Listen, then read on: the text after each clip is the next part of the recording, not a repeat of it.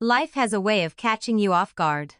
You begin with grand ambitions and modest expectations, determined to stay on course, convincing yourself that everything will fall into place. You believe you've made the right decisions, choosing the right partner, the perfect life, and the ideal path. But then, slowly and quietly, things start to shift. Before you realize it, you're living a life that feels unfamiliar. Let me tell you how it happened. I met Mason when I was 21, fresh out of college and starting my nursing job at a hospital in Dallas, Texas.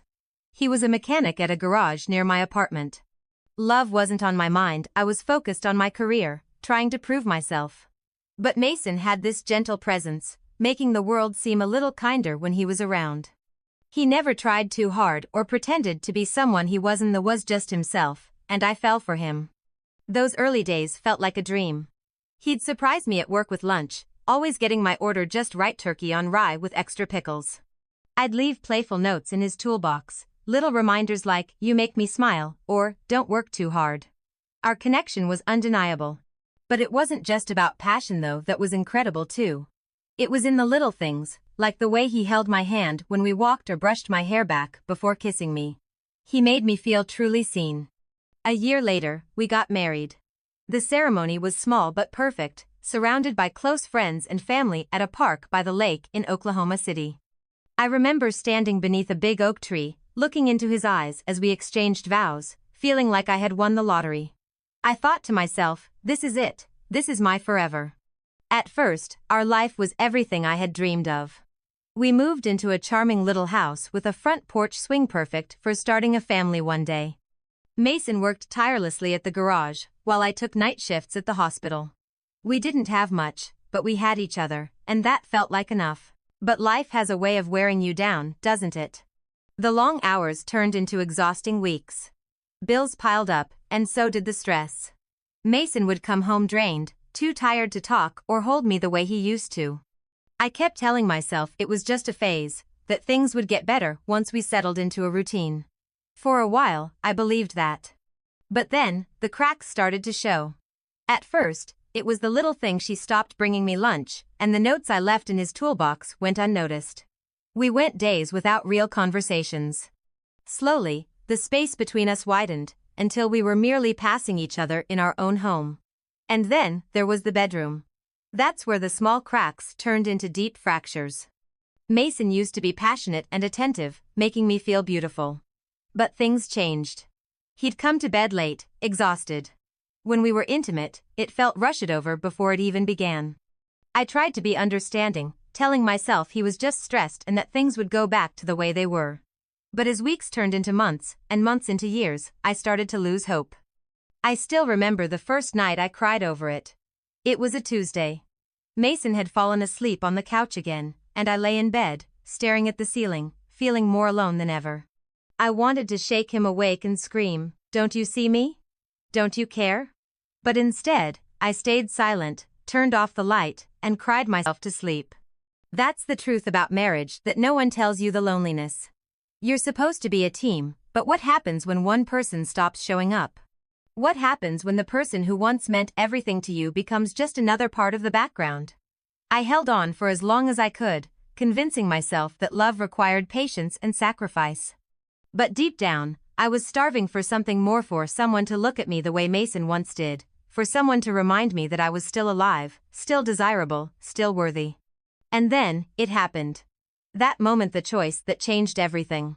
But I'm not ready to share that yet. Not just yet. For now, I just want you to understand where I was, the emptiness I felt, and the desperation that led me to make a decision that altered my life forever. I didn't wake up one day and choose to betray my husband. It wasn't a cold, calculated decision. It was years of feeling invisible, of pleading for something that never came. It was the choice of a woman desperate to feel loved again. But love, as I would soon learn, often comes with a price. They say temptation arrives quietly, like a whisper in the wind. For me, it came in the form of a man named Marcus. I met him at the hospital, where I worked as a nurse. He was one of the IT guys, fixing a network issue in our department. I wouldn't have noticed him if he hadn't spoken to me while waiting for his system to reboot. "You look like you've had a long day," he said, flashing a warm smile, his voice cutting through the hum of hospital machines.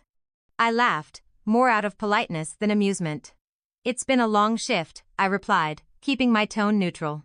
But Marcus wasn't one to give up easily.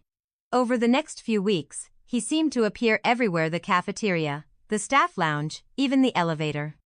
He had a way of making small talk feel effortless, like he genuinely cared about what I had to say. At first, I thought nothing of it, just harmless flirting, or so I told myself. But it wasn't harmless, not for me. It started with the little things: Marcus bringing me coffee during breaks, always remembering exactly how I liked it, black with a splash of cream. He'd ask about my day, listen to me vent about work, and somehow always make me laugh, even when I didn't feel like smiling. He made me feel seen in a way I hadn't in years, and that terrified me. I tried to pull away, to create distance between us. I stopped sitting in the cafeteria and ate in my car instead. I avoided the staff lounge and started taking the stairs instead of the elevator. But no matter how much I tried, Marcus always found a way to break through my walls. "You're avoiding me," he said one day, stopping me in the hallway after I'd hurried past him for the third time that week. Did I do something wrong? I shook my head, avoiding his gaze. "It's not you. I need some space, that's all." But Marcus wasn't convinced. "Look, I don't know what's going on, but if I've overstepped, I'm sorry. I just like talking to you, that's all."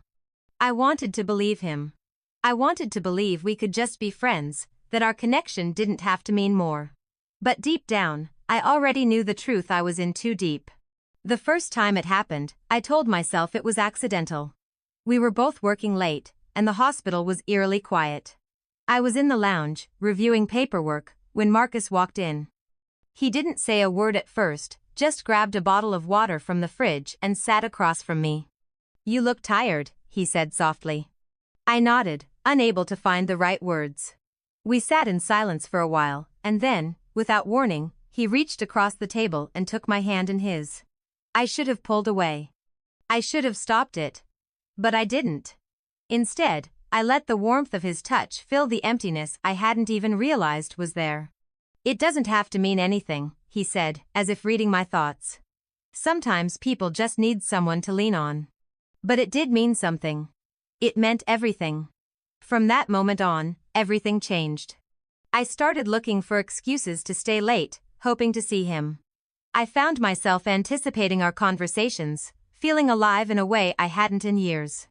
We'd steal moments together: secret glances, whispered words, fleeting touches that sent shivers down my spine.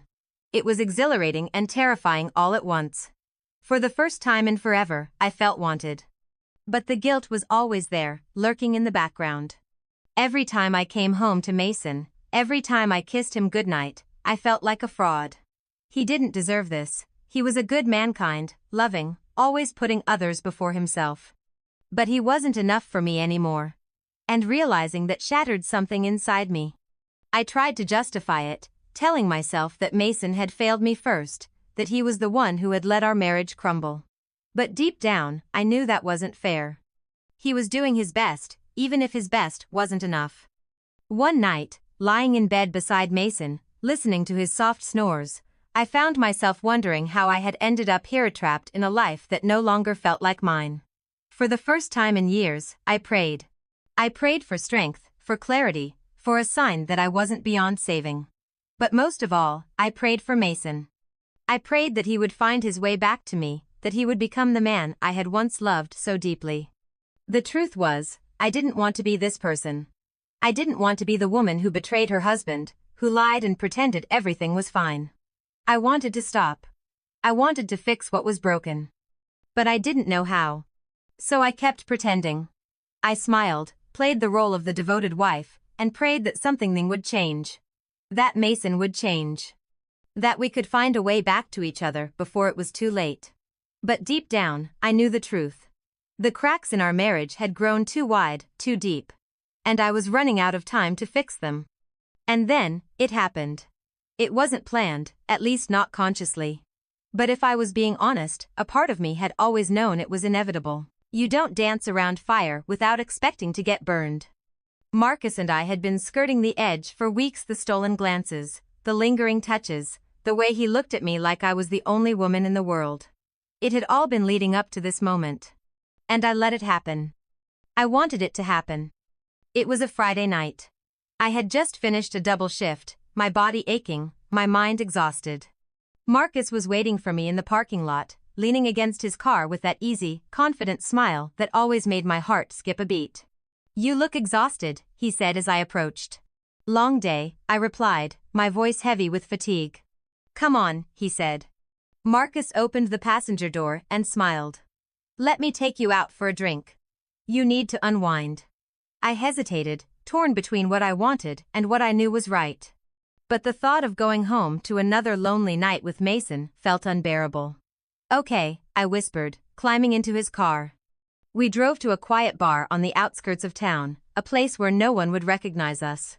Over the next few hours, we talked, laughed, and the tension between us thickened. I felt it in the way his fingers brushed mine when he reached for his drink, in the way his eyes lingered on my lips as I spoke.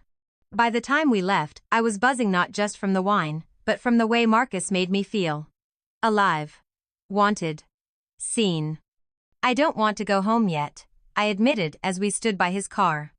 "Then don't," he murmured, his voice low, inviting. I knew what he meant, what he was offering. And for the first time in years, I let myself say yes. We drove to a hotel a few miles away, the silence between us charged with anticipation. My heart pounded as we stepped into the dimly lit room, my body trembling with a mix of fear and excitement. I had never done this before. I had never betrayed my husband. But in that moment, all I could think about was how much I needed this, how much I needed him. Marcus took his time, his hands exploring every inch of me like he was memorizing a map. He made me feel beautiful, cherished, desired. When we finally came together, it was everything I had been craving and more. He lasted longer than Mason ever had, igniting parts of me I had almost forgotten existed. For the first time in years, I felt completely fulfilled, not just physically, but emotionally too. Afterward, as we lay tangled in the sheets, a storm of emotions washed over me: relief, guilt, sadness. I had crossed a line I could never uncross. And while part of me regretted it, another part felt like I had reclaimed something I'd lost long ago. "You deserve to be happy," Marcus whispered, tracing circles on my bare shoulder. I swallowed hard. "I don't know what I deserve anymore," I admitted, my voice barely above a whisper. He pulled me closer, his warmth momentarily easing the ache in my chest. "All I know is, you don't have to go through this alone." But the truth was, I was alone.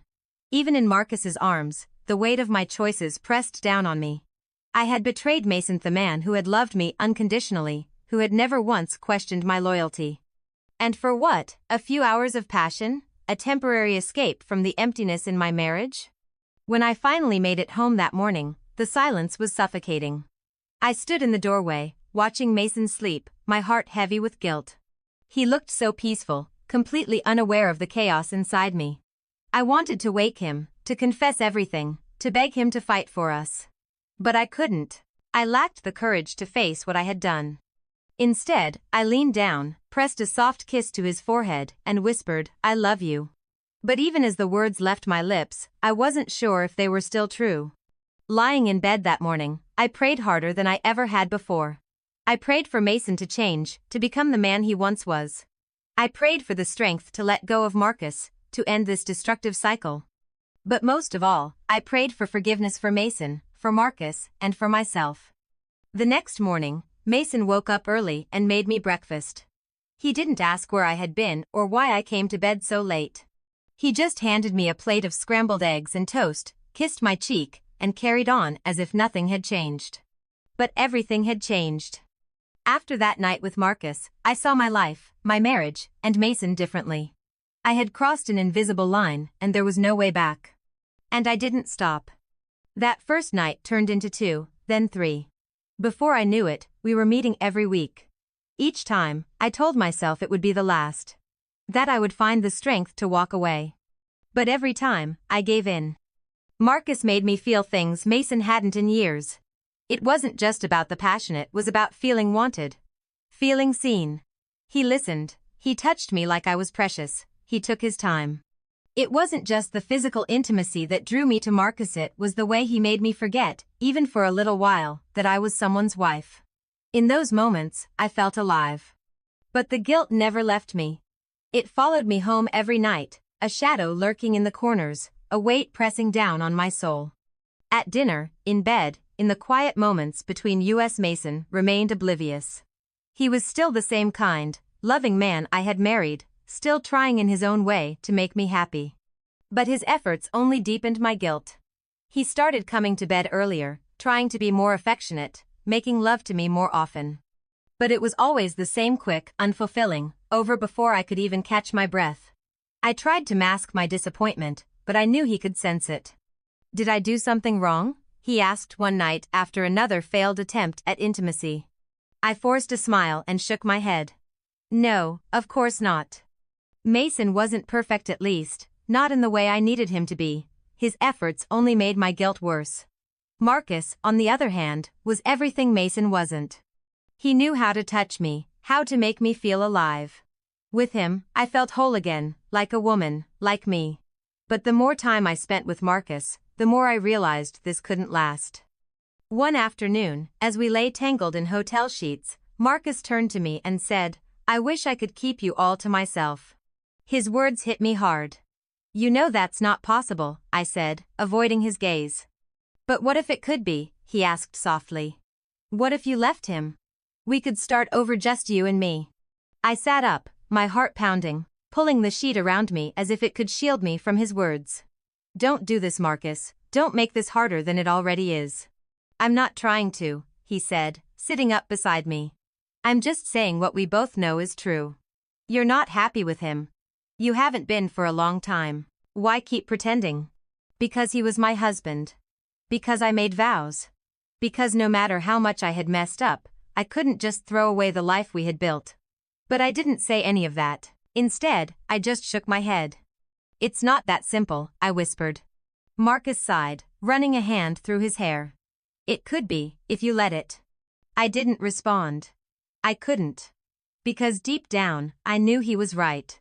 I wasn't happy with Mason, I hadn't been for a long time. But leaving him, that felt like a betrayal on an entirely different level. That night, when I got home, Mason was waiting for me in the living room, his face filled with quiet concern. "Everything okay?" he asked as I walked through the door. I forced a smile. "Yeah." "Why?" "You've just been different lately," he said, studying me. "Distant." "I don't know, I just feel like something's off." I wanted to confess everything, to beg for his forgiveness, but the words wouldn't come. "I'm fine," I said instead. "Work's just been stressful." He nodded, but I could see the doubt in his eyes. "If there's something going on, you can tell me, you know I'm here." "I know," I whispered. But I didn't tell him. I couldn't. I wasn't ready to face the consequences of my choices. That night, lying in bed beside Mason, I felt more alone than ever. I wanted to end the lies, the secrets, the pain, but I didn't know how. I wanted to let go of Marcus and focus on rebuilding my marriage, but every time I thought about saying goodbye, I felt a pang of sadness, as if I were losing a part of myself. The truth was, I didn't know how to let him go. He had become my escape, my refuge from the emptiness I felt at home. But I also knew I couldn't keep living this double life. Sooner or later, something had to give. As I closed my eyes that night, I prayed again. "God, please," I whispered, tears slipping down my face. "Help me find a way out of this. Help Mason. Help us." But I didn't know if there was still anything left to save. I didn't know if my prayers would be answered, but I knew one thing for certain: I couldn't keep living like this. Something had to change. The day I finally confronted Mason about his condition was one of the hardest days of my life. I had rehearsed the conversation countless times, searching for the right words. But when the moment arrived, it wasn't as polished as I had imagined. We sat at the kitchen table after dinner, the silence between us heavier than usual.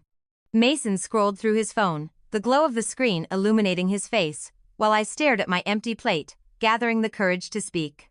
"Mason," I finally said, my voice unsteady. "Can we talk?" He looked up, concern flickering across his face. "Of course, what's on your mind?" I took a deep breath, my heart pounding. "I've been thinking a lot about us lately, about how things have changed." He put his phone down, giving me his full attention. What do you mean? I hesitated, gripping the edge of the table. I mean, in the bedroom. Mason's face fell, and I instantly regretted bringing it up. Oh, he said quietly, looking away. I'm not blaming you, I added quickly, though we both knew the issue was there. I just think, maybe there's something medical going on, maybe you should see a doctor. Mason sat in silence for a long time, his expression clouded with shame. I've thought about it, he admitted at last. I don't know, it's embarrassing. There's nothing to be embarrassed about, I said, reaching across the table to take his hand. I love you, Mason, I just want us to be happy again. He met my gaze, a mixture of gratitude and sadness in his eyes. Okay, he whispered, I'll go. True to his word, Mason scheduled an appointment the next day. The doctor ran tests and confirmed that his condition was likely due to stress, poor diet, and hormonal imbalances. He was prescribed medication and given lifestyle changes to follow more exercise, a healthier diet, better sleep. For the first time in years, I felt a flicker of hope. Maybe this could be our turning point. Maybe we could finally find our way back to each other. But change doesn't happen overnight. The medication helped, but progress was slow. Instead of 1 or 2 minutes, he could now last 3. It was an improvement, but not enough. Not yet. I saw the frustration in his eyes every time we tried. He'd apologize afterward, as if he alone was responsible for the distance between us. It's getting better, he said one night, forcing a hopeful smile. The doctor said it'll just take time. I know, I murmured, running my fingers through his hair as he rested his head on my chest. We'll get there. But as much as I wanted to believe that, I couldn't shake the feeling that we were running out of time. Marcus was still in my thoughts, a lingering temptation, a reminder of the escape I had once found. I was trapped between the love I had built with Mason and the passion I had discovered with Marcus. I kept telling myself that things would get better. That Mason and I would find our way back. But doubt crept in. What if this was as good as it got? Could I live with that? Could I stay faithful knowing I'd always feel unfulfilled? I had ended things with Marcus weeks ago, but the memories of him wouldn't fade. I thought of him at odd moments while folding laundry, driving home from work, even lying in bed beside Mason. I missed the way Marcus made me feel. The way he had awakened something in me. But I couldn't go back. I wouldn't. Going back would only make things worse. So I threw myself into my marriage, searching for what still connected us. I cooked healthier meals for Mason, joined him on evening walks, found small ways to remind him that I loved him. And I did love him. That was the one thing I was certain of. But love, as I had learned, wasn't always enough. One night, after another failed attempt at intimacy, Mason turned to me, his eyes filled with quiet vulnerability. Thank you for sticking with me, he said softly. I forced a smile, my chest tightening with emotions I couldn't express. You're my husband, I said simply. I'm not going anywhere. And I meant it. For now. But as days turned into weeks, and weeks into months, I grew restless. Progress was slow, and the gap between us still felt impossibly wide. I told myself to be patient, to give the medication and the lifestyle changes more time. But the question I had been avoiding crept in. How long could I wait? How long before I found myself looking elsewhere again? I didn't have an answer. And that terrified me. Every night, I prayed. For strength. For Mason's recovery. For our marriage to heal. But despite my prayers, an unease lingered in my heart. It felt like our story wasn't over. That another chapter was waiting, one that filled me with uncertainty. In the stillness of the night, I whispered a desperate plea. Give me the strength to hold on. But for the first time, I wondered if love alone would ever be enough.